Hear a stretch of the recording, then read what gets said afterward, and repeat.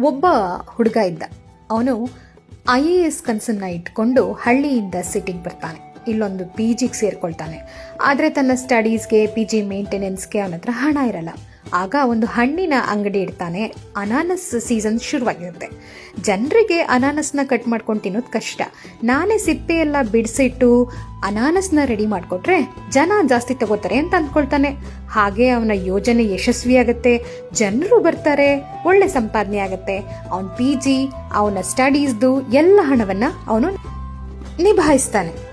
So ವ್ಯಾಪಾರದಲ್ಲಿ ಮಾಡ್ಕೊಂಡಂತಹ ಸಣ್ಣ tricks ಇಂದ ಹೆಚ್ಚೆಚ್ಚು ವ್ಯಾಪಾರ ಆಗುತ್ತೆ. ಸರಿಯಾದ ಆಲೋಚನೆ, ಗಟ್ಟಿಯಾದ ನಿರ್ಧಾರ ಮತ್ತು ತಾಳ್ಮೆ ಅವನ ಗುರಿಯನ್ನ ಮುಟ್ಟೋದಕ್ಕೆ, ಮೊದಲ ಹಂತವನ್ನ ತಲುಪೋದಕ್ಕೆ ಸಹಾಯ ಮಾಡುತ್ತೆ.